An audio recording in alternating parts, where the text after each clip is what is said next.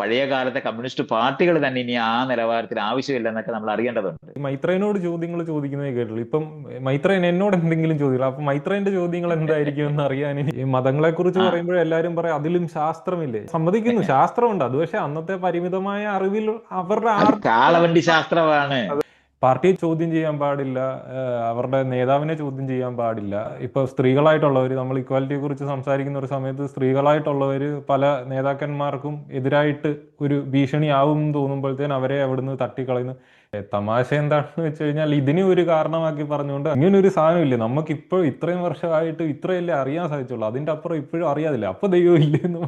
എന്തൊരു കാര്യത്തെക്കുറിച്ച് ചോദിക്കുമ്പോഴും മൈത്രേന് പറയാനൊരു ഉത്തരവുണ്ട്. അത് ലോജിക്കലായിട്ട് നമുക്ക് തോന്നിക്കാറുമുണ്ട്. നമ്മുടെ ഒരു ചിന്താരീതിയോട് ഒത്തിരി പോകാറുണ്ട്. അല്ലെങ്കിൽ ആദ്യം കുറച്ച് പാടാണെങ്കിലും പയ്യെ കാര്യങ്ങളെ അറിഞ്ഞറിഞ്ഞ് വരുമ്പോഴത്തേനും ഇതാണല്ലോ ആ മനുഷ്യൻ എന്ന് പറഞ്ഞതെന്ന് ചിന്തിക്കാറുണ്ട്. അതുപോലെ മൈത്രേൻ ഇപ്പോഴും വളരെ ക്യൂരിയസ് ആയിട്ട് ഒരു ഉത്തരം കിട്ടാത്ത ചോദ്യങ്ങൾ അങ്ങനെ എന്തെങ്കിലും ഉണ്ടെങ്കിൽ സ്പെഷ്യലായിട്ട് ഒന്നോ രണ്ടെണ്ണം എടുത്ത് പറയാനായിട്ടുണ്ടായിരിക്കും. എല്ലാ മേഖലയിലുള്ള അറിവിന്റെ അതിരിലല്ലേ നമ്മൾ ഇരിക്കുന്നത്. അതിനപ്പുറം നമുക്ക് അറിഞ്ഞുകൂടാതിരിക്കുന്നതല്ലേ, മുഴുവൻ സമയവും അറിഞ്ഞുകൂടാതിരിക്കുന്ന ഒരു വശമല്ലേ പ്രപഞ്ചത്തിനുള്ളത്. അതുകൊണ്ടാണ് ഞാൻ പറഞ്ഞേ, ഒന്ന് തൊട്ട് രണ്ടേ മൂന്നേ നാല് എന്ന് പറഞ്ഞ് നൂറെന്ന് എഴുതിയ ഇൻഫിനിറ്റിലേക്കാ പോകുന്നതെന്നും. ഒന്നും രണ്ടിനും ഇടയ്ക്കും ഇൻഫിനിറ്റ് ആണെന്ന് അറിയുന്ന സമയത്ത് അറിഞ്ഞു തീരുക എന്ന് പറഞ്ഞ ഒരു പ്രോസസ് ഇല്ലല്ലോ. അറിഞ്ഞുകൊണ്ടിരിക്കാനല്ലേ പറ്റുള്ളൂ അതെ, അല്ല എല്ലാ എങ്കിലും സമയത്തും. നമ്മളെ സ്ഥിരം ചിന്തിപ്പിക്കുന്ന കുറച്ച് കാര്യങ്ങളില്ലേ എപ്പോഴും നമ്മൾ അല്ല, ഇപ്പൊ. പണ്ട് വേലിക്കകത്തായിരുന്നു നമ്മൾ ചിന്തിച്ചിരുന്നത്. ഉം, ഉം. വേലി കെട്ടി അതിനകത്ത് മാത്രമേ ഈ പ്രപഞ്ചം ഉള്ളെന്ന് തെറ്റിദ്ധരിച്ചിരുന്ന മനുഷ്യരുടെ ലോകത്തു നിന്നാണ് ഇയാൾ ആ ചോദ്യം ചോദിക്കുന്നത്. അതുകൊണ്ടാണ് അത് ഉം. അങ്ങനെ ചോദിക്കേണ്ടി വരുന്നത്. നമ്മൾ ജീവന്റെ തുടർച്ചയിലാണ് ജീവിക്കുന്നതെന്നും, ഞാൻ വ്യക്തിപരമായി ഇരിക്കുന്ന ഒരു ജീവിയല്ല, ഞാൻ ഈ പ്രപഞ്ചത്തിന്റെ ഭാഗമാണെന്ന് തിരിച്ചറിവുള്ള ആളാണ്. അത് അങ്ങനെ എന്നിട്ട് ഞാൻ അല്ലാതായി പോയി പ്രപഞ്ചമായിരിക്കുന്നു എന്ന് പറഞ്ഞല്ല. ഒരേ സമയത്ത് കണ്ണും മൂക്കും വ്യത്യസ്തമായി ഇരുന്നു കൊണ്ട് നമ്മളായിട്ടിരിക്കുന്നത് പോലെ തന്നെ മനസ്സിലാക്കിയാൽ പോരെ. കണ്ണും ചെവിയും ഒരുപോലെ അല്ലല്ലോ. പക്ഷെ നമ്മളെന്ന് പറയുന്നതിനകത്ത് ഇത് രണ്ടും നിൽക്കുന്നില്ലേ, ഇതുപോലെ മനസ്സിലാക്കിയാൽ പോരെ. അതെ, അല്ലാതെ അതിന്റെ ജീവന്റെ തുടർച്ചയും പ്രപഞ്ചത്തിന്റെ തുടർച്ചയും ഇൻസെപ്പറബിളാണ്. പ്രപഞ്ചം ഉണ്ടെന്ന് അറിയണമെങ്കിൽ ജീവൻ ഉണ്ടായതിനു ശേഷമേ അത് സംഭവിക്കുള്ളൂ എന്നറിയാം. അതെ. അത് ജീവൻ എവിടെ, പ്രപഞ്ചത്തിൽ എവിടെ ഉണ്ടായി, അതായത് ഭൂമിയിലുണ്ടായ കഥയൊന്നുമല്ല ഞാൻ പറയുന്നത്. ജീവൻ എവിടെ ഉം. ഉണ്ടായാലും പ്രപഞ്ചം സംഭവിക്കാം. ഉണ്ടെന്നറിയണമെന്ന വശം ഉണ്ടായാലേ പറ്റുള്ളൂ. അപ്പുറത്തൊന്നുണ്ട്, അത് ഞാനല്ല എന്നുള്ള അനുഭവത്തിനെയാണ് നമ്മൾ ജീവൻ എന്ന് പറയുന്നത്. ഒരു അതിരനുഭവം. അതിരില്ലാതിരിക്കുന്ന പ്രപഞ്ചത്തിനകത്തെ അതിരനുഭവത്തിനെയാണ് നമ്മൾ ജീവൻ എന്ന് പറയുന്നത്. നമുക്കൊരു അതിരനുഭവിക്കും, പക്ഷെ സത്യത്തിലില്ല. പക്ഷെ അതിരുണ്ടെന്ന് നമുക്ക് ഫീൽ ചെയ്യും. ഓരോ സമയത്തും ആ അതിരിൽ പോയി നിൽക്കുമ്പോൾ അതിര് വീണ്ടും അങ്ങോട്ട് നീങ്ങും. അതെ, എന്ന് നമ്മൾ അതെ. കേന്ദ്രമായിരിക്കാനേ പറ്റുള്ളൂ. കേന്ദ്രമായി ഇരുന്നു കൊണ്ട് അതിരിലേക്ക് നോക്കുന്ന അനുഭവമാണ് ജീവാനുഭവം എന്ന് പറയുന്നത്. അതുകൊണ്ട് നമ്മൾ എപ്പോഴും അറിവിന്റെ അതിരിൽ പോയി നിന്നാൽ ഉടനെ തന്നെ അതിനപ്പുറം വെളിവായി വരും. അങ്ങനെയാണത്. അപ്പൊ അതുകൊണ്ടാണ് നമുക്കൊരു മൂവ്മെന്റ്, നമുക്ക് എന്താണ് പാസ്റ്റിൽ നിന്ന് ഫ്യൂച്ചറിലേക്ക് മൂവ് ചെയ്യുന്ന പോലെ നമുക്ക് ഫീൽ ചെയ്യുന്നത് ഈ ഒരു മാറ്റം നമ്മളിങ്ങനെ അനുഭവിക്കുന്നതുകൊണ്ടാണ്. അപ്പൊ ഇതൊക്കെ നമ്മള് അറിവിനെ ഒരു അതിര് അനുഭവിക്കുന്നത് എന്ന് പറഞ്ഞാൽ അതിന്റെ സ്വഭാവം കൊണ്ട് ഒരു വിളക്ക് കത്തിച്ചതുപോലെ മനസ്സിലാക്കിയാൽ മതി. ഒരു മെഴുകുതിരി കത്തിച്ചു വെക്കുമ്പോൾ അതിന്റെ വെളിച്ചം വീഴുന്നിടം വരെ നമുക്ക് വ്യക്തതയുണ്ട്. അതെ. അത്രയാണ് ഞാൻ ഈ സെർട്ടൻറ്റി എന്ന് പറയുന്ന സാധനം പറയുന്നത്. പക്ഷെ അതിനപ്പുറത്ത് നമുക്ക് അറിഞ്ഞുവിടാന്നുള്ള അറിവാണുള്ളത്. അപ്പൊ അറിയാനായിട്ട് നമ്മൾ ആ വെളിച്ചം വീഴുന്ന അതിരിലേക്ക് നമ്മൾ എത്തിച്ചെന്ന് നിൽക്കുമ്പോൾ വീണ്ടും ഒരു വലിയ സർക്കിളിനകത്തേക്ക് വരാം. അല്ലെങ്കിൽ ഇവിടുന്ന് വെളിച്ചം ഉയർത്തി വെച്ച് കുറച്ചുകൂടെ വലിയ വെളിച്ചം ഉണ്ടാക്കി കുറെ കൂടെ അപ്പുറത്തോട്ട് കാണും. ഇങ്ങനെ നിരന്തരം ഇലുമിനേറ്റ് ചെയ്യപ്പെട്ടുകൊണ്ടിരിക്കുന്ന ഒരു പ്രപഞ്ചമാണിത്. ഇപ്പൊ നമ്മള് ഫിസിക്സ് ഒക്കെ പഠിക്കുകയാണെങ്കിൽ ആകെ ഒരു 4% ആണ് വിസിബിൾ മാറ്റർ എന്ന് നമ്മൾ പറയുന്നത്. ബാക്കി 96% അറിഞ്ഞുകൂടാത്ത പ്രപഞ്ചമാണ്. അതെ. അതുകൊണ്ട് അറിഞ്ഞു തീർന്നു പോകുന്ന പേടിക്കേണ്ട കാര്യമൊന്നുമില്ല. ഇത്രയും പത്ത് അല്ല ഞാൻ 1380 കോടി വർഷമായിട്ട് ഈ 4% അറിഞ്ഞിട്ടുള്ളൂ. പേടിക്കണ്ട. അതിന്റെ പോസിബിലിറ്റിയെ തന്നെ നമ്മൾ അതെ, മനസ്സിലാക്കി അതെ. തീർന്നിട്ടൊന്നുമില്ല ഈ അറിഞ്ഞ പ്രപഞ്ചത്തിന്റെ. അല്ല, ഞാൻ ആ ഒരു ചോദ്യം ചോദിച്ചതിന്റെ ഒരു ഇത്, ഈ ഓരോ വ്യക്തികൾക്കും ഓരോ സാധനങ്ങളോട് ഒരു ഇൻട്രസ്റ്റ് ആണല്ലോ. ഇപ്പൊ ചിലർക്ക് റോക്കറ്റ് സയൻസിനോടായിരിക്കും, അപ്പൊ അതിന്റെ ഒരു ഫ്യൂച്ചർ എങ്ങനെയായിരിക്കും എന്നായിരിക്കും അവരെപ്പോഴും ചിന്തിക്കുന്നത്. അല്ലെങ്കിൽ ചിലർക്ക് ഫിലോസഫിയോടായിരിക്കും അതിന്റെ ഒരു അങ്ങനെ മൈത്രേന് എപ്പോഴും ഇൻട്രസ്റ്റിംഗ് ആയിട്ട് തോന്നി ഇതിനെക്കുറിച്ച് എന്തായിരിക്കും അങ്ങനെ ആ ഒരു ചോദ്യമാണ് ഞാൻ ചോദിച്ചത്. അത് ഓരോ അപ്പുറത്തിരിക്കുന്ന ഓരോ ആളും അന്വേഷിക്കുന്നതിനെ നമ്മൾ കോർഡിനേറ്റ് ചെയ്തുകൊണ്ടിരിക്കുന്ന കാലത്താണ് നമ്മളുള്ളത്. അതുകൊണ്ടാണ് ഞാൻ നേരത്തെ പറഞ്ഞേ, ഓരോ അനുഭവത്തിനെയും കോർത്തിണക്കി കോർത്തിണക്കി വിപുലപ്പെടുത്തിക്കൊണ്ടിരിക്കുന്ന ഒരു പ്രപഞ്ചത്തിനകത്താണ് നമ്മളുള്ളത്. ഓക്കെ. അപ്പം ആ, നമ്മൾ തന്നെ എല്ലാം പോയി അന്വേഷിക്കേണ്ട കാര്യമൊന്നുമില്ല. നേരത്തെ ഞാൻ പറഞ്ഞില്ല, മൈൻഡ് ചെയ്യുന്നത് പോലാണ് നമ്മൾ. അതെ അവിടെ അതെ ഈ ഓരോ പുസ്തകത്തിനകത്തൊക്കെ ആളുകൾ എഴുതി വെക്കുന്നു എന്ന് പറയുന്നതും ഇന്ന് ഇന്റർനെറ്റിനകത്ത് എഴുതി വെക്കുന്നു എന്ന് പറയുന്നതും എല്ലാം ഈ പറയുന്നത് 1000 കണ്ണല്ല, കോടാനുകോടി ഇന്ദ്രിയങ്ങളിലുമകത്തൂടെ കോടാനുകോടി ഇൻഫർമേഷനിനകത്തേക്കാണ് നമ്മൾ വീണുകൊണ്ടിരിക്കുന്നത്. അതെ. ഭയങ്കര അനലൈസ് ചെയ്താൽ മാത്രം എവിടെ മതി. എവിടെയാണ് ഇത് അറിഞ്ഞു തീരുന്നതിനെ പറ്റിയോ അല്ലെന്നുണ്ടെങ്കിൽ മനസ്സിലാക്കി തീരുന്നതിനെ പറ്റിയൊക്കെ നമ്മൾ ഒരു പേടിയും വേണ്ട. നമ്മൾ ഒരു ഇതില്ല. അതെ അതെ. ഇപ്പൊ പ്രപഞ്ചം, ക്ലിയർ അതുകൊണ്ടാണ് ഞാൻ ആണ്. പറഞ്ഞ അനന്തമായ പ്രപഞ്ചമല്ലേ അതെ ഇതെന്തോ. നേരത്തെ പറഞ്ഞില്ലേ, കൺസർവേഷൻ തിയറി ഒക്കെ വെച്ചുകൊണ്ട് നമ്മളിങ്ങനെ തീർന്നു പോകുമെന്ന് തെറ്റിദ്ധരിക്കുന്നുണ്ട്. പുതിയ നക്ഷത്രം ഉണ്ടാകുമെന്ന് മനസ്സിലായാൽ പോരെ. പുതിയ ഗാലക്സികൾ ഉണ്ടാകുന്ന പ്രപഞ്ചമാണ്. അത് മാത്രമല്ല, ഈ നമ്മൾ എപ്പോഴും ഇങ്ങനെ ജീവൻ തുടങ്ങി അവസാനിക്കുന്നു എന്ന് പഠിച്ച് മനസ്സിലാക്കുന്നത് കൊണ്ട്, തുടർച്ചയെ പറ്റിയുള്ള അറിവില്ലായ്മ കൊണ്ട് നമ്മൾ എപ്പോഴും നമ്മൾ പറഞ്ഞുകൊണ്ടിരിക്കുന്നത് ഈ നമ്മുടെ ഈ പ്രപഞ്ചം ഉണ്ടായി അവസാനിക്കുന്നതിനെ പറ്റിയുള്ള പ്രശ്നത്തിലാണ് ഒരു ഒരു ഒരു കൂട്ടം അതെ അതെ സയന്റിസ്റ്റുകൾ പറഞ്ഞുകൊണ്ടിരിക്കുന്നത്. അതെ. അങ്ങനെ ഒരു ഗ്രേറ്റ് റിപ്പിനെ പറ്റിയൊക്കെ പറയും. ഇത് ഒരു നിരന്തരമായ തുടർച്ചയാണ് ഈ പ്രപഞ്ചത്തിനുള്ളതെന്നും അത് ഒരു കാലത്തും അവസാനിക്കത്തില്ല എന്ന് മനസ്സിലാക്കിയാൽ തന്നെ നമ്മൾ ഇത്തരത്തിലുള്ള ഈ ഏഹ്, ജനിച്ച് മരിക്കുന്നു എന്ന് പറയുന്ന കൺസെപ്റ്റിനകത്ത് കിടന്ന് തപ്പുന്ന പോലെ തപ്പേണ്ട ഒരു ആവശ്യവും ഇല്ല. അതെ അങ്ങനെ കാണണ്ട. വലിയ വലിയ ടെലസ്കോപ്പ് വെച്ച് നോക്കുമ്പോൾ അതിനപ്പുറത്ത് വീണ്ടും കാണാനിരിക്കുന്ന അതെ. സാധനത്തിന്റെ അതിരിലാണ് നമ്മൾ എത്തുന്നത്. അതിലെ ടെലസ്കോപ്പിന്റെ ആളുകളുടെ പരിമിതി വരെ പേടിയൊക്കെ നമുക്ക് കണ്ട് കാണാൻ കഴിയും. ആൾക്കാരുടെ പേടി മുഴുവനും ഇത് നമ്മളിങ്ങനെ അങ്ങോട്ട് വലിയ ഒരു ടെലസ്കോപ്പ് വെച്ച് നോക്കിയാൽ തീർന്നു പോകുന്ന ഈ നോക്കുന്ന ആള് കാരണം കൂടാണ് അപ്പുറത്ത് അത് ഉണ്ടാകുന്നതെന്ന് അറിഞ്ഞുകൂടാ. അതെ നമ്മൾ പ്രപഞ്ചമാണെന്ന് മറന്നു പോകുന്നതുകൊണ്ടാണ് ഈ ആൾക്കാർക്ക് അങ്ങനെ സംഭവിക്കുന്നത്. അതെ അതെ. നമ്മൾ നോക്കിയാൽ അവിടെ പ്രത്യക്ഷപ്പെടും എന്നും കൂടെ അറിയേണ്ടത്. ഈ സൊസൈറ്റിയെ നമുക്ക് പുറത്തുള്ളതാണെന്ന് നോക്കുന്ന പോലെ. ആ, അതുപോലാണ് അത്. ഈ പ്രപഞ്ചം നമ്മൾ പ്രപഞ്ചമല്ലെന്നും നമ്മൾ ആ പ്രപഞ്ചത്തിനെ നോക്കുന്നവരാണെന്നും അതിന് നമുക്ക് പരിമിതികളുണ്ടെന്നും പ്രപഞ്ചത്തിന് അതുവഴി പരിമിതി ഉണ്ടാകുമെന്ന് തെറ്റിദ്ധരിക്കുന്നവരായതുകൊണ്ടാണ്. അതെ നമ്മൾ എത്രത്തോളം നോക്കുന്ന ഈ വേറെ ആരും ഇവിടെ ഇല്ല. ഈ നോക്കാൻ നമ്മൾ തന്നെ ഉള്ളു, ഈ പ്രപഞ്ചം തന്നെ ഉള്ളു. അത് എങ്ങോട്ട് നോക്കിയാലും അവിടെ എല്ലാം വീണ്ടും വീണ്ടും പ്രത്യക്ഷപ്പെട്ടുകൊണ്ടിരിക്കുന്ന അത്ഭുതകരമായ ഒരു അനുഭവമായിട്ട് ആ പ്രപഞ്ചം ഉള്ളത്. മനുഷ്യര് ഈ പഴയ കാലഘട്ടത്തിനകത്ത് ആളുകളുടെ പരിമിതികൾ, അവരുടെ ഇന്ദ്രിയങ്ങളുടെ പരിമിതികൾ, അവരുടെ അന്വേഷണങ്ങളുടെ പരിമിതികൾ, അങ്ങനെ പരിമിതികളിനകത്ത് നിന്നിരുന്ന സമയത്ത് നമ്മൾ സൂക്ഷിച്ചു വെക്കണം എന്ന് പഠിപ്പിച്ചിരുന്ന യുക്തിക്കകത്തല്ല ഇന്ന് നമ്മളുള്ളത്.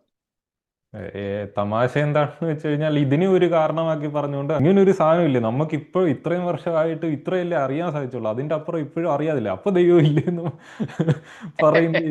അതെങ്ങനെയാണ് അറിഞ്ഞുകൂടായ്മയാണ് നമ്മൾ ദൈവം എന്ന് വിളിക്കുന്നതെന്ന് മനസ്സിലാക്കിയാൽ അതെ പോരെ. അതെ അറിഞ്ഞിടത്തൊന്നും ആളുകൾക്ക് ദൈവത്തിനെ കാണിക്കാനും പറ്റുന്നില്ല. അറിഞ്ഞുകൂടാത്തിടത്തല്ലേ വെക്കാം. അറിവില്ലായ്മയാണ് ദൈവം എന്ന് വിളിക്കുന്നതെന്ന് മനസ്സിലാക്കിയാൽ മതി. അവസാനത്തെ ഒരു ഫെമിനിസത്തിന്റെ കാര്യം പറഞ്ഞപ്പോൾ കമ്മ്യൂണിസത്തിന്റെ വലിയൊരു കോൺട്രിബ്യൂഷന്റെ കാര്യങ്ങളെ കുറിച്ച് ലൈറ്റായിട്ടൊന്ന് സംസാരിച്ചു പോയി. നമ്മൾ നോക്കിക്കാണുമ്പം കേരളം ഇന്ന് ബാക്കിയുള്ള ഇന്ത്യയിലെ സംസ്ഥാനങ്ങളെ വെച്ച് നോക്കുമ്പോൾ കുറച്ച് മുൻപന്തിയിൽ നിൽക്കുന്നു, അല്ലെങ്കിൽ നമ്മളുടെ വാല്യൂസ് കുറച്ചുകൂടെ ഇന്ത്യയിലെ മറ്റ് സംസ്ഥാനങ്ങളെ വെച്ച് നോക്കുമ്പോൾ കുറച്ചുകൂടെ ബെറ്റർ എന്ന് പല ഇൻഡെക്സുകൾ നോക്കുമ്പോഴും കാണാൻ കഴിയുന്നതിന്റെ വലിയൊരു പങ്ക് കമ്മ്യൂണിസം എന്നൊരു ഐഡിയ കൊണ്ട് നമുക്ക് കിട്ടിയിട്ടുള്ളതാണെന്ന് ഞാൻ വിശ്വസിക്കുന്നത്. എൻ്റെ ഈ ഒരു മാറ്റത്തിന് ഒരു തുടക്കം ആയത് കമ്മ്യൂണിസമാണ്. ആദ്യം ഒരു ജനിച്ചു വളർന്ന ഒരു ക്രിസ്ത്യൻ ഫാമിലിയിലായതുകൊണ്ട് തന്നെ ഞാൻ ഈ ഒരു കോൺഗ്രസ് അനുഭാവിയായിരുന്നു. സ്വാഭാവികമായിട്ടും അതിനുശേഷം ഈ സമത്വം എന്ന കാര്യം എന്താണ് കമ്മ്യൂണിസം എന്നൊക്കെ കേട്ട് തുടങ്ങിയപ്പോഴത്തേന് അതിനോടൊരു അനുഭവം വന്നു. അവിടുന്നാണ് സത്യം പറഞ്ഞാൽ എല്ലാത്തിനെയും മാറ്റി ചിന്തിക്കാനായിട്ട് ഒരു മെയിൻ പോയിന്റ് ആയത് അതാണ്. അവിടുന്ന് ആ ഒരു മാറ്റത്തിൽ നിന്നാണ്. അതിനുശേഷം ഞാൻ പിന്നെ നോക്കി തുടങ്ങി. ഇപ്പോൾ കമ്മ്യൂണിസ്റ്റ് പാർട്ടി ഈ എന്ന് പറയുന്നത് എനിക്ക് സത്യത്തിലൊരു ഫാസിസ്റ്റ് പ്രസ്ഥാനം പോലെയാണ് എനിക്ക് അനുഭവപ്പെടുന്നത്. പാർട്ടിയെ ചോദ്യം ചെയ്യാൻ പാടില്ല, അവരുടെ നേതാവിനെ ചോദ്യം ചെയ്യാൻ പാടില്ല. ഇപ്പൊ സ്ത്രീകളായിട്ടുള്ളവർ, നമ്മൾ ഇക്വാലിറ്റിയെ കുറിച്ച് സംസാരിക്കുന്ന ഒരു സമയത്ത് സ്ത്രീകളായിട്ടുള്ളവർ പല നേതാക്കന്മാർക്കും എതിരായിട്ട് ഒരു ഭീഷണിയാവും എന്ന് തോന്നുമ്പോഴത്തേന് അവരെ അവിടുന്ന് തട്ടിക്കളയുന്നു. എവിടെയാണ് ആ ഒരു സാധനത്തിന് പിഴച്ചു പോകുക, അതോ പിഴച്ചിട്ടുണ്ടോ? എന്താണ് മൈത്രേന്റെ ഒരു കാഴ്ചപ്പാട് ഇതിനെക്കുറിച്ച്? അങ്ങനെ പിഴച്ചു പോയൊന്നുമല്ല. അതൊരു 18-ാം നൂറ്റാണ്ടിലുണ്ടായ തത്വചിന്തയാണെന്ന് നമ്മൾ മനസ്സിലാക്കിയാൽ മതി. ഞാൻ ഇന്ന് അതിനെ കാളവണ്ടി പോലെ കാണും. അതെ, ഏകദേശം ഒരു മതം എവല്യൂഷൻ പോലെയാണ് എനിക്കും തോന്നിയിട്ടുള്ളത്. ഒരു അല്ല, മതം പ്രത്യയശാസ്ത്രം മതം അതൊരിക്കലും പോലെ അല്ല, മാറരുത്. മതം പോലെ ആണെന്ന് നമ്മൾ സമാനതകൾ പറയുന്നത് എന്നുള്ളതേ ഉള്ളൂ.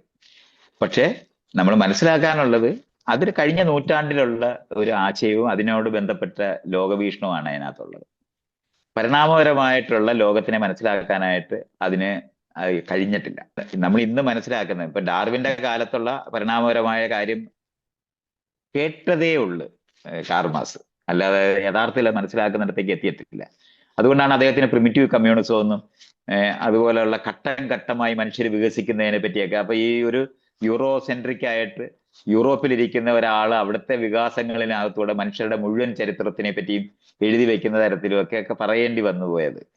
ഇപ്പോഴും നമുക്ക് ഹണ്ടർ ഗാദറേഴ്സ് ആയിട്ട് ആൾക്കാരുണ്ടെന്നും അതുപോലെ തന്നെ കൃഷി ആരംഭിച്ചിട്ടില്ലാത്തവരുണ്ടെന്നും കൃഷിക്കാരായി മാറിയവരുണ്ടെന്നും എല്ലാം ഒരേ സമയത്ത് ആകാശത്തിലെ നക്ഷത്രങ്ങളെ പോലെ ഉണ്ടായിക്കൊണ്ടിരിക്കുന്ന നക്ഷത്രവും മരിച്ച നക്ഷത്രവും തമ്മിലുള്ള അതിന്റെ നടുവിലുള്ള പലതരത്തിലുള്ള നക്ഷത്രങ്ങൾ ഉള്ളതുപോലെയാണ് മനുഷ്യകുല വ്യത്യസ്തമായ സാമൂഹ്യ സാഹചര്യത്തിൽ വ്യത്യസ്തമായിട്ടുള്ള തരത്തിലുള്ള വികാസ ഘട്ടങ്ങളിലാണ് കിടക്കുന്നതെന്ന്, അല്ലാതെ മനുഷ്യ വികാസഘട്ടം എന്ന് പറയുന്ന ഒരു സാകല്യമായി പറയുന്ന പോലെ അല്ല അതിനെ മനസ്സിലാക്കേണ്ടതെന്നൊക്കെ അറിയേണ്ടതുണ്ട്.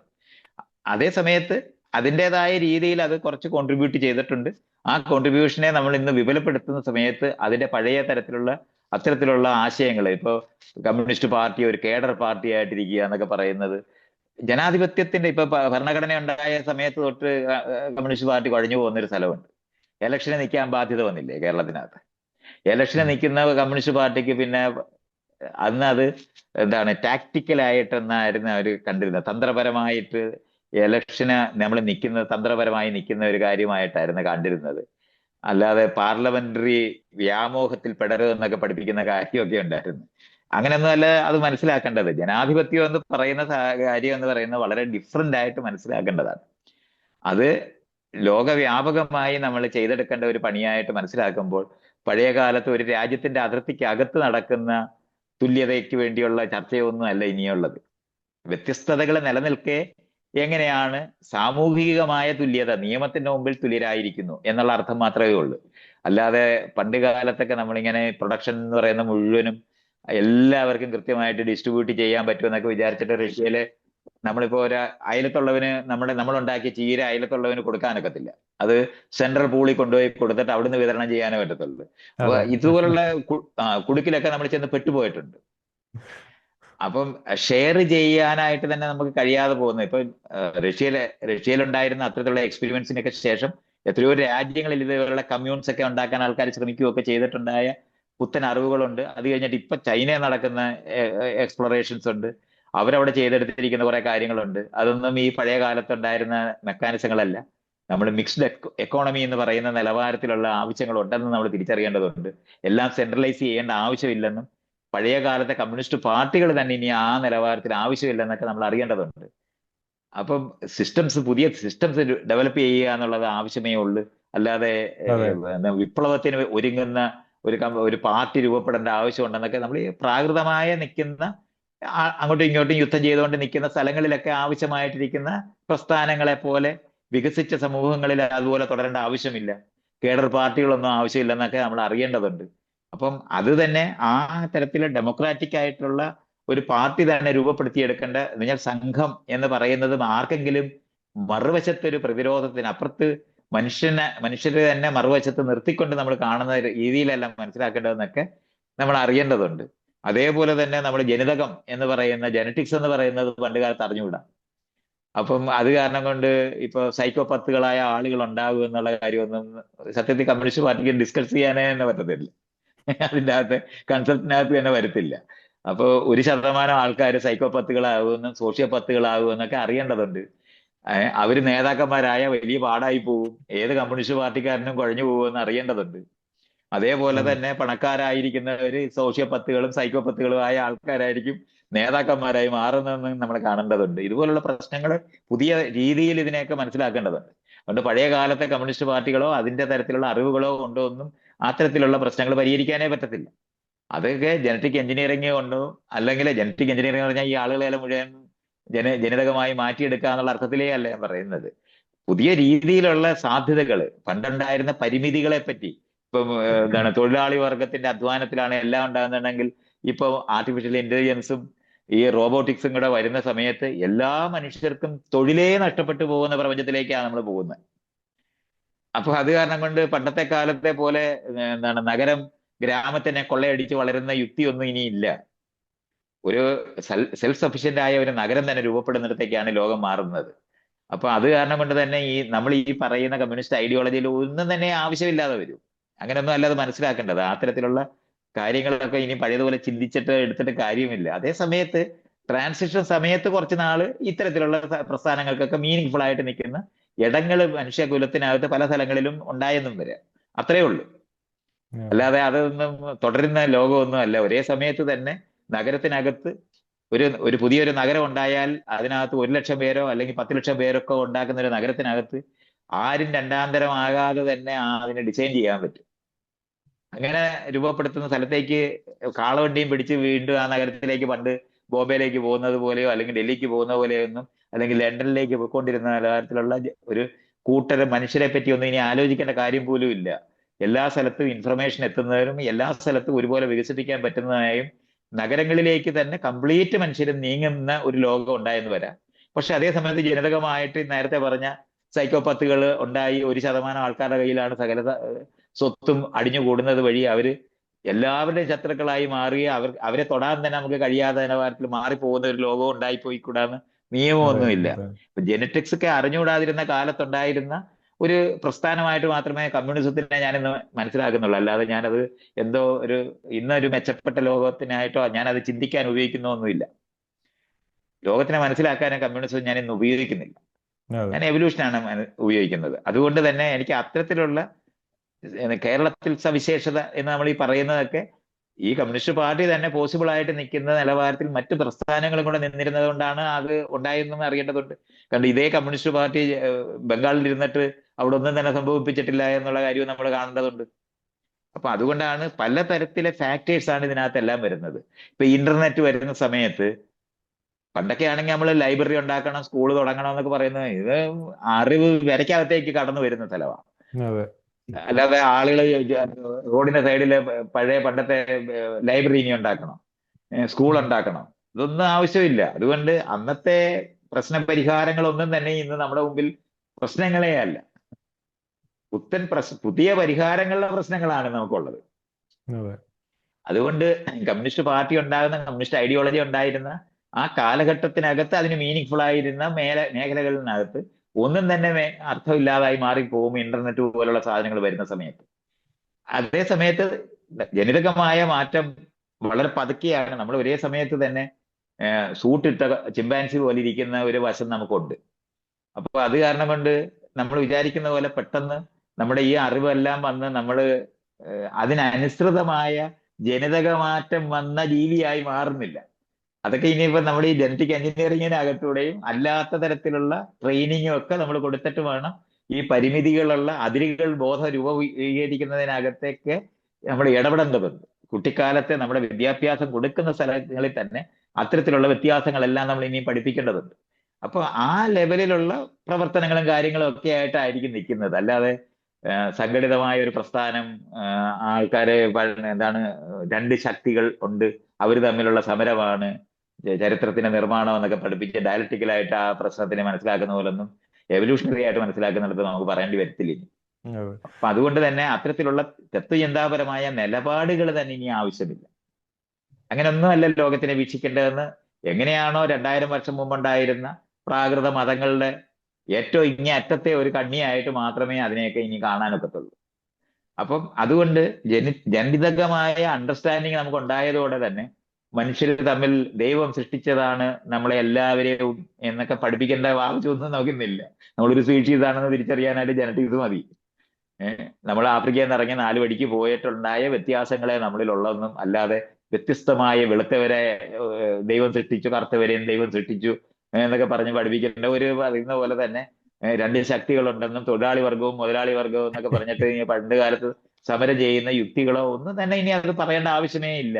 അതിനുവേണ്ടി ഇൻഫർമേഷൻസ് ലോകത്തിനെയും, അതുമാത്രമല്ല ഈ പരിമിതികൾ ഉണ്ടായിരുന്ന ഒരു കാലത്തായിരുന്നു അത്തരത്തിലുള്ള ആശയങ്ങളെല്ലാം പറഞ്ഞിരുന്നത്. റിസോഴ്സസ് എന്ന് പറയുന്ന ആയിട്ടായിരുന്നു. ഇപ്പൊ ഞാൻ നേരത്തെ പറഞ്ഞില്ലേ, വെള്ളമൊക്കെ അടുത്ത നൂറ്റാണ്ട് വെള്ളത്തിന് വേണ്ടി നമ്മൾ യുദ്ധം ചെയ്യാൻ പോവുകയാണെന്ന് ഉം, ഉം. പഠിപ്പിച്ചുകൊണ്ടിരിക്കുന്ന ആൾക്കാർ ഇപ്പോഴും ഉണ്ടെന്ന് പറയുന്നത് പോലെ, ഈ ജനറ്റിക്കലായിട്ട് ഉണ്ടാകുന്ന ട്രാൻസ്ഫോർമേഷൻസ് എന്ന് പറയുന്നത് മുഴുവനും നമ്മൾ പുതിയ ചെടികളെ ജീവികളെയൊക്കെ ഇഷ്ടംപോലെ ഉൽപ്പാദിപ്പിക്കുമെന്നും, പണ്ടാണെങ്കിൽ ഇപ്പൊ നല്ല ഫലഭൂയിഷ്ടമായ സ്ഥലത്ത് മാത്രമേ കൃഷി നടക്കത്തുള്ളെന്നായിരുന്നു നമ്മൾ പഠിക്കുന്നത്. അതെ, ഇന്നിപ്പോ നമുക്ക് ഏത് മരുഭൂമിയിലും കൃഷി ചെയ്യാൻ പറ്റുമെന്ന മാറ്റിയെടുക്കാം. കാര്യം നമുക്കിന്നറിയാം. അതുകൊണ്ട് അന്നത്തെ പരിമിതികളെ പറ്റി ഉണ്ടായിരുന്ന സങ്കല്പനങ്ങളോട് ബന്ധപ്പെട്ട് അതിന്റെ അകത്ത് നിൽക്കുന്ന റിസോഴ്സസിന് വേണ്ടി ഉണ്ടാകുന്ന മനുഷ്യരുടെ അടി ശീലം കൊണ്ട് അടിക്കുന്നു എന്നുള്ളതല്ലാതെ യഥാർത്ഥത്തിൽ ആവശ്യമില്ലാത്തതാണ്. ഇന്ന് ലോകത്ത് അതിനു വേണ്ടി ധനം ഉണ്ടായി കഴിഞ്ഞിട്ടുണ്ട്. പക്ഷെ പഴയ ശീലം കൊണ്ടാണ് നമ്മൾ ഈ സ്വത്ത് അമാസി ചെയ്യുന്ന വ്യക്തികൾ രൂപപ്പെടുന്നത്. അല്ലെന്നുണ്ടെങ്കിൽ എല്ലാവർക്കും എല്ലാം കൊടുക്കാൻ പറ്റുന്നിടത്താണ് സത്യത്തിലുള്ളത്. അതെ, ആ ഒരു അണ്ടർസ്റ്റാൻഡിങ്ങിനുള്ള പ്രോബ്ലം മാത്രമാണ് നമ്മൾ ട്രാൻസ്ഫോം ചെയ്യേണ്ടി വരുന്നത്. അത് കുറച്ചു പേര് ചത്തുപോയി പുതിയവരെ രൂപപ്പെടുത്തിയും തന്നെയായിരിക്കും അത് പരിഹരിക്കുന്നത്. അല്ലാതെ എല്ലാവരെയും സാക്ഷരതാ വിദ്യാഭ്യാസം കൊടുക്കുന്ന പോലെ മനുഷ്യരെല്ലാവരും ഒന്നാണെന്ന് പഠിപ്പിച്ച് മാറ്റിക്കളയാമെന്ന് തെറ്റിദ്ധരിച്ചാല്, ദൈവവിശ്വാസം ഇല്ലെങ്കിൽ ചത്തുപോകുമെന്ന് പേടിച്ച് ജീവിക്കുന്നവര് അവരുടെ അടുത്ത് അത് പറഞ്ഞ് മനസ്സിലാക്കാനൊന്നും നമുക്ക് പറ്റത്തില്ല. അവർ ചത്തു മാറുകയേ പറ്റുള്ളൂ. അപ്പം മനുഷ്യ ചരിത്രം എന്ന് പറയുന്നത് പഠിപ്പിച്ച് മാറ്റുന്നത് മാത്രമല്ല, ചത്തു മാറി പുതിയത് ഉണ്ടാകുന്നത് വഴിയും കൂടാണെന്ന് അതെ, അറിയേണ്ടതുണ്ട്. അതെ.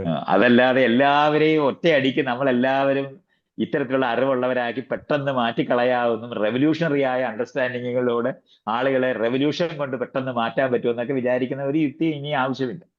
ജീവൻ ഒരു സെക്കൻഡ് ജീവിക്കാൻ പറ്റത്തില്ലെന്ന് വിചാരിക്കുന്നിടത്ത് ജീവിക്കാൻ പറ്റുന്നു എന്നുള്ള അറിവാണ് നമുക്ക് ഉണ്ടായിക്കൊണ്ടിരിക്കുന്നത്. അപ്പൊ ഇതൊക്കെയാണ് പണ്ട് കാലത്ത് കാർമാസിനൊന്നും ആലോചിക്കാനൊക്കത്തില്ല. അവരുടെ അത് പരിമിത പറഞ്ഞു മനസ്സിലാകുന്നത്. ഈ മതങ്ങളെ കുറിച്ച് ആ പറയുമ്പോൾ എല്ലാവരും പറയും അതിലും ശാസ്ത്രമില്ലേ. ഞാൻ സമ്മതിക്കുന്നു, ശാസ്ത്രമുണ്ട്. അത് പക്ഷെ അന്നത്തെ പരിമിതമായ അറിവിൽ അവരുടെ അത് ആർജിച്ച. കാളവണ്ടി ശാസ്ത്രമാണ്. അതെ, കാളവണ്ടി ശാസ്ത്രം നമുക്ക് കാറിന് ആവശ്യമില്ലെന്ന് മനസ്സിലായോ? അതെ, അങ്ങനെയാണ്. കടലിനടിയിൽ ജീവിക്കാൻ പറ്റത്തില്ലെന്നായിരുന്നു നമ്മൾ വിചാരിക്കുന്നത്. നമുക്ക് കടലിനടിയിൽ ജീവിക്കാവുന്ന അന്തർവാഹിനി ഉണ്ടാക്കി കഴിഞ്ഞവരാണ് നമ്മൾ. അതെ, അവിടെ എന്താണ്, ന്യൂക്ലിയർ ഫ്യൂഷൻ കൊണ്ട് നമുക്ക് എനർജി സൃഷ്ടിക്കാൻ കഴിയുമെന്ന് മാത്രമല്ല, ഈ സൺലൈറ്റ് ഉള്ളിടത്തോളം കാലം ഒരിടത്തും നമുക്ക് എനർജി ഉണ്ടാക്കാൻ കഴിയാതെ വരത്തില്ല എന്ന് പറയുന്ന മേഖലയൊക്കെ അങ്ങ് ഓരോ ദിവസവും കഴിയുന്നവരും അങ്ങ് എക്സ്പ്ലോർ ചെയ്തുകൊണ്ടിരിക്കുകയാണ്. അതുകൊണ്ട് ഒരു 10 വർഷം കഴിഞ്ഞെന്ന് പറയുന്നത് കഴിഞ്ഞ ഒരു 1000 വർഷത്തെ മാറ്റത്തിനേക്കാളും വളരെ വേഗതയിലായിരിക്കും അടുത്ത 10 വർഷം ഉണ്ടാകുന്നത്. അതേ സമയത്ത് തന്നെയാണ് എൻവയോൺമെന്റൽ ആയിട്ടുള്ള പുത്തൻ ഇഷ്യൂസ് നമുക്ക് വരും. അത് നമ്മളെ യോജിപ്പിക്കുന്നില്ലെങ്കിലാണ് നമുക്ക് ഒരു പരാജയം ഉണ്ടാകുന്നത്. കാരണം എൻവയോൺമെന്റൽ ഇഷ്യൂസ് മനുഷ്യൻ എന്ന് പറയുന്ന ജീവികൾ ഒന്നിച്ച് നിന്ന് അതിനെ നേരിടുന്നതായിരിക്കും നമുക്ക് എളുപ്പം. അല്ലെങ്കിൽ നമ്മൾ കുറച്ച് പേര് മാത്രം രക്ഷപ്പെടുന്ന യുക്തികളാണ് ഇപ്പം നമ്മൾ പറഞ്ഞുകൊണ്ടിരിക്കുന്നത്. ഈ അതെ, പണക്കാർ മുഴുവൻ അതെ, ഇപ്പോഴും പറഞ്ഞുകൊണ്ടും പ്രചരിപ്പിച്ചുകൊണ്ട് ഈ സിനിമ മുഴുവൻ നോക്കിയാൽ മതി. ഒരു വള്ളത്തെ കയറി അവസാനം രക്ഷപ്പെടുന്നതോ അല്ലെങ്കിൽ ഒരു പ്ലെയിനിൽ കയറി കുറച്ച് പേര് രക്ഷപ്പെടുന്ന അതെ. കഥയാണ് ഇപ്പോഴും അവന്മാർ ഉണ്ടാക്കിക്കൊണ്ടിരിക്കുന്നത്. എല്ലാവരും കൂടെ രക്ഷപ്പെടുന്ന കഥ ഇതുവരെ അവർക്ക് ഉണ്ടാക്കാൻ കഴിഞ്ഞിട്ടില്ല. അപ്പൊ അതുകൊണ്ട് നമ്മളൊരു പ്രാകൃതമായ ഒരു ജീവി പുതിയ ഉടുപ്പിട്ടിരിക്കുന്ന ഒരു അവസ്ഥ നമുക്ക് സത്യത്തിൽ ഉണ്ട് എന്നുള്ള ഒരു കോൺട്രഡിക്ഷൻ ഉണ്ട്. ഇല്ലെന്ന് ഞാൻ വിചാരിക്കുന്നേ ഇല്ല. ഉം, ഉം. അതുകൊണ്ടാണ് ഇപ്പോഴും നമ്മൾ ആയുധങ്ങൾ നിർമ്മിച്ചുകൊണ്ടിരിക്കുന്നത്. ഇപ്പോഴും നമ്മൾ ശത്രുക്കളുണ്ടെന്നും നമ്മുടെ അതിർത്തിക്ക് അപ്പുറത്ത് ശത്രുക്കളാണെന്നും തെറ്റിദ്ധരിക്കുന്ന ഒരു ജീവിയായിട്ട് ഈ പാസ്പോർട്ടുമായിട്ട് എല്ലായിടും നടക്കുന്ന ഈ മനുഷ്യൻ ഒരു തോക്കും ഒരു വെടിയുണ്ടേ ഇല്ലാതാണ് ഈ ലോകം മുഴുവൻ ഒരു പാസ്പോർട്ടും കൊണ്ട് നടക്കുന്ന സമയത്തും ശത്രു അപ്പുറത്തുണ്ട് എന്ന് വിചാരിക്കുന്ന പ്രാകൃതരാണ് എന്നുള്ള ഒരു അവസ്ഥ നമുക്കുണ്ട്. അതില്ലെന്ന് ഞാൻ വിചാരിക്കുന്നില്ല. അത് ഞാൻ കണ്ണടച്ച് ഇരുട്ടാക്കുന്ന പോലെ അല്ല. ഇതെല്ലാം വരുമ്പോഴും അന്യനുണ്ടെന്ന് വിചാരിക്കുന്ന ജീവന്റെ ഒരു പ്രശ്നമാണത്. അത് നമ്മൾ പരിഹരിക്കാൻ കഴിയുന്ന അത്രയും ഇന്റർനെറ്റും അതിനകത്തോടുള്ള പുത്തൻ ഇൻഫർമേഷൻസും മറികടന്ന് വരും എന്ന് പ്രൊഡക്ഷൻ എന്ന് പറയുന്ന പരിമിതപ്പെടാത്ത കാരണം കൊണ്ട് അനന്തമായി പ്രൊഡ്യൂസ് ചെയ്യാൻ പറ്റും എന്നുള്ള കണ്ടെത്തലുകൾ കൊണ്ട് തന്നെ നമ്മളെ സംബന്ധിച്ചോളം മറ്റുള്ളവർക്ക് കൊടുക്കാതിരിക്കേണ്ട കാര്യമില്ല. നമ്മൾ ഉണ്ടാക്കുന്ന കുരുമുളക് ലോകവ്യാപകമായി കൊടുക്കാൻ കഴിയുന്നവരായിട്ട് മാറുന്നതാണ് വലുത് എന്ന് തിരിച്ചറിയുന്ന ജീവിയായിട്ട് നമ്മൾ മാറുന്നുണ്ട്. അപ്പൊ അതൊക്കെ നമ്മൾ അതുപോലെ മനസ്സിലാക്കേണ്ടതുണ്ട്. അല്ലാതെ പണ്ടത്തെ പോലെ ഇതൊന്നും കഴിയാതിരിക്കാവുന്ന ഒരാളുകളായിട്ട് ഇരിക്കുമൊന്നുമില്ല. അതൊക്കെ തെറ്റിദ്ധാരണയാണ് മനുഷ്യര്. നമ്മൾ എന്നും ഇങ്ങനെ തന്നെ ഇരിക്കും, നമ്മൾ ഒരിക്കലും മാറത്തില്ലെന്നൊക്കെ പറഞ്ഞിട്ടുള്ള ആൾക്കാർ പറയും, അന്യരുണ്ടെന്നൊക്കെ പറയുന്നത് വെറുതെ നോക്കിയാൽ മതി. ആയിരക്കണക്കിന് യുദ്ധം നടന്നിരുന്ന ഒരു ഭൂമിയിലെ ഇപ്പം നമ്മൾ എണ്ണിയാൽ തീരുന്ന അത്രയും യുദ്ധങ്ങളേ ഉള്ളു. അത്രയും മണ്ടന്മാരെ ഇപ്പൊ ഉള്ളു. അതുപോലെ തന്നെ ഈ അന്യരുണ്ടെന്ന് വിചാരിച്ചിട്ട് ഇപ്പോഴും ആയുധം ഉണ്ടാക്കിക്കൊണ്ടിരിക്കുന്നത് അത് വിൽക്കാൻ പറ്റുമെന്നുള്ള കാണുന്ന യുക്തി കൊണ്ടാണത്. അതേ സമയത്ത് കാറ് വിൽക്കുന്നവന് യുദ്ധം ഉണ്ടാക്കുന്നത് വഴി അവന്റെ കാറ് വിൽക്കാതാകുമെന്നും, കുരുമുളക് ഉണ്ടാകുന്നവന് കുരുമുളക് വിൽക്കാൻ കഴിയില്ല എന്നും, പാം ഓയിൽ ഉണ്ടാക്കുന്നവന് അത് വിൽക്കാനായിട്ട് അവന്റെ കമ്പോളമാണ് ഈ അന്യരെന്ന് പറയുന്നവരെന്നും തിരിച്ചറിയുന്ന ലോകത്തും കൂടാണ് നമ്മളുള്ളത്. അതുകൊണ്ട് പോസിറ്റീവായിട്ട് ഈ ലോകത്തിനെ നമുക്ക് ട്രാൻസ്ഫോം ചെയ്ത് നമുക്ക് അനുകൂലമാക്കി എല്ലാവരും എല്ലാവരുടെയും കമ്പോളമാണെന്ന് തിരിച്ചറിയുന്നത് വഴി, അല്ലാതെ ഉടനെ നന്നായിട്ടല്ല. ഞാൻ പറയും അതെ എല്ലാരും കൂടെ എല്ലാവരെയും പ്രണയിക്കാനോ ഒന്നും അല്ല പറയുന്നത്. നമ്മളുടെ സാധനം വിൽക്കാൻ പറ്റുന്നവര് അവരത് വാങ്ങൽ കഴിവുള്ളവരായിട്ട് അപ്പുറത്ത് നിന്നാൽ ഈ പറയുന്ന ലോകം നിലനിൽക്കേണ്ട ആവശ്യം നമ്മുടേതാണ്, നമ്മുടെയും കൂടെ അതെ ആവശ്യമാണ് എന്ന് തിരിച്ചറിയുന്ന അറിവിനകത്തു നിന്ന് വളരെ മെറ്റീരിയലായ കണ്ടീഷൻസ് മാത്രമേ ഞാൻ പറയുന്നുള്ളൂ. അല്ലാതെ ഉദാത്തമായ വരികളൊന്നും പറഞ്ഞിട്ടല്ല ഞാൻ പറയുന്നത്. നമ്മുടെ സാധനം വിൽക്കുന്ന കമ്പോളമാണ് അന്യർ എന്ന് മനസ്സിലാക്കി ശ്രമിച്ചാൽ തന്നെ പെട്ടെന്ന് അന്യരല്ല, അവര് നമ്മളെ പോലെ തന്നെ ആവശ്യമുള്ളവരാണെന്നും നമ്മുടെ സാധനം വാങ്ങുന്നവർ മാത്രമാണെന്നുള്ള തിരിച്ചറിവും കൂടെ നമുക്കുണ്ടാകും. അതുവഴി ആ അറിവ് തന്നെയാണ് നമുക്ക് മനുഷ്യകുലത്തിനെ പറ്റിയുള്ള ജനിതകമായിട്ടുള്ള അറിവ് കൊണ്ട് നമ്മൾ എല്ലാ സ്ഥലത്തു നിന്നും ആഫ്രിക്കയിൽ നിന്നിറങ്ങി ലോകം മുഴുവൻ വ്യാപകമായി നടന്നുപോയ ഒരു മനുഷ്യൻ മാത്രമാണ് പരസ്പരം തിരിച്ചറിയുന്നവരായിട്ടും പരസ്പരം കാണുന്നവരായിട്ടും തിരിച്ചു വരുന്ന വരവിലാണ് ഇന്ന് നമ്മൾ ഉള്ളതെന്നും ഒക്കെ കണ്ടാൽ മതി. ആ അറിവൊക്കെ നമ്മൾ വിചാരിക്കുന്നതിനേക്കാളും വേഗത്തിൽ എല്ലായിടവും പരക്കും. അതെ ഇന്ന് ഇന്റർനെറ്റ് ഒരു 20 വർഷം മുമ്പ് ഇന്റർനെറ്റ് വരുന്നത് വരെ നമ്മൾ ഇത് വിചാരിച്ചാൽ ഒരിക്കലും പറയാൻ പറ്റുമെന്ന് വിചാരിക്കാത്ത കാര്യങ്ങളാണ്.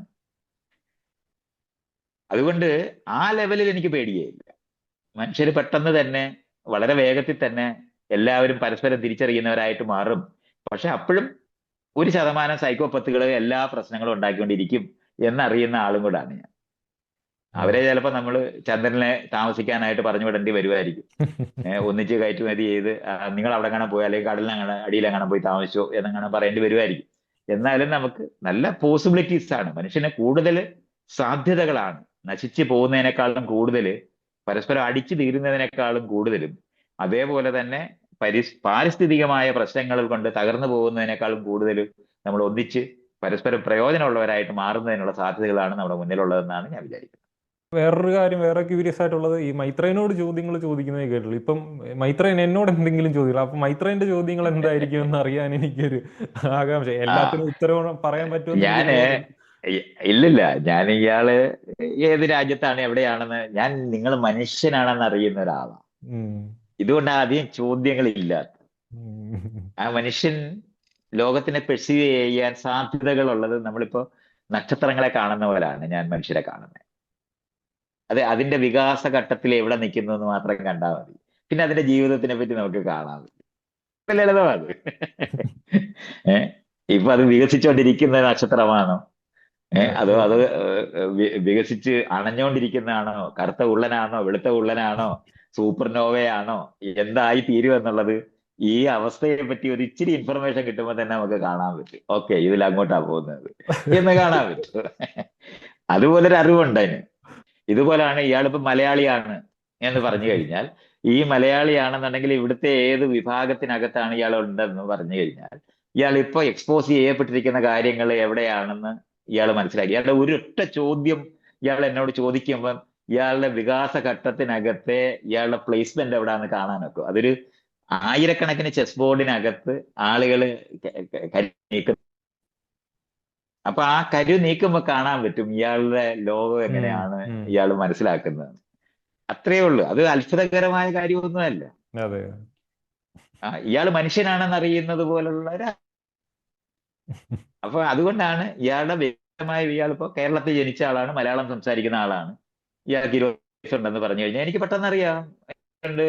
ഇന്ന ഇന്ന കാലഘട്ടത്തിൽ അവിടെ ജനിച്ചിരിക്കുന്ന ഏത് അതെ ചീഫ് മിനിസ്റ്ററുടെ കീഴിലാണ് ഇയാൾ ഉള്ളതെന്നും, ഇന്ത്യയിലെ ആയിരുന്നു എന്നും, ഇവിടുത്തെ സാമ്പത്തിക സ്ഥിതി എന്തായിരുന്നു എന്നും, താനെ കൃഷിക്കാരനെയാണോ അതോ ഒരു ഉദ്യോഗസ്ഥരുടെ വീട്ടിലാണോ എന്നുള്ള ഒന്ന് രണ്ട് ഇൻഫർമേഷൻ ബേസിക് കിട്ടിക്കഴിഞ്ഞാൽ അതെ ഇയാൾ അതെ എങ്ങനെ ചിന്തിക്കുക എന്ന് പറയുന്നതിന് ഇയാളുടെ ചോദ്യം കൂടെ ആയി കഴിയുമ്പോഴത്തേക്ക് കൃത്യമാ.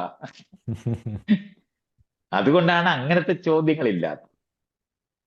അതൊരു പ്രാഥമികമായ അറിവിന്റെ ലോകമായി അത് മാറിക്കഴിഞ്ഞിരിക്കുന്നത് കൊണ്ടാണ്. ഉം. അതേ സമയത്ത് ഇയാൾ ഇരുന്ന് ചിന്തിക്കുന്ന കാര്യങ്ങളുണ്ട് അബ്സ്ട്രാക്റ്റ് ആയിട്ട്. ഇയാൾക്ക് കിട്ടിയിരിക്കുന്ന ഇൻഫർമേഷൻസിന് മുകളിൽ ഇയാൾ ഒരു പുതിയ സിദ്ധാന്തം ഡെവലപ്പ് ചെയ്യുകയാണെങ്കിൽ അത് ഞാൻ കേൾക്കേണ്ടി വരും. മറ്റേത് ഇയാളെ പറ്റി എനിക്ക് അറിയാൻ ഇത്രയും മതി. ഇയാളുടെ പ്രായം, ഇയാൾ ഏത് നാട്ടില്, ഇയാളുടെ ഭാഷ, ഇയാള് അമ്മയും അച്ഛനും ആരാണ്, സഹോദരങ്ങളോ, ഇതൊക്കെ കാര്യങ്ങളൊക്കെ കിട്ടിക്കഴിയുമ്പോൾ തന്നെ ഇയാൾ എന്തായിരിക്കും ചിന്തിക്കാൻ പോകുന്നതെന്ന് വരെ കാണാൻ പറ്റും. നമ്മുടെ നാട്ടിലത്തെ എഡ്യൂക്കേഷൻ എനിക്ക് ഒത്തിരി വിഷമം തോന്നിയിട്ടില്ല ഇവിടെ വന്നതിന് ശേഷം, പ്രത്യേകിച്ച്. കാരണം നമ്മുടെ കൂടെയുള്ള സ്വീഡിഷ് പിള്ളേരൊക്കെ അവരുടെ ഓരോ ചോദ്യങ്ങൾ, നമ്മളൊരു കാര്യത്തെക്കുറിച്ച് സംസാരിക്കുമ്പോൾ അവരുടെ ഒരു മറുചോദ്യം, ഇവരെങ്ങനെ ഇങ്ങനെ ചിന്തിക്കും? ആ അതുകൊണ്ടാണ് അതാണ് അവിടെയാണ് ഞാനിപ്പോ ഇവിടെ ഇരുന്ന് സംസാരിക്കുന്നത്. വിദ്യാഭ്യാസം എന്താണെന്ന് ഞാൻ സംസാരിക്കുന്ന ഒരു സ്ഥലമുണ്ട്. അത് വിശദമായിട്ട് ഇനി ഒരു ദിവസം പറയാം. എന്താണ് വിദ്യാഭ്യാസം എന്ന് ഞാൻ മനസ്സിലാക്കുന്നത് എന്നുള്ള കാര്യം വിശദമായിട്ട് പറയാം.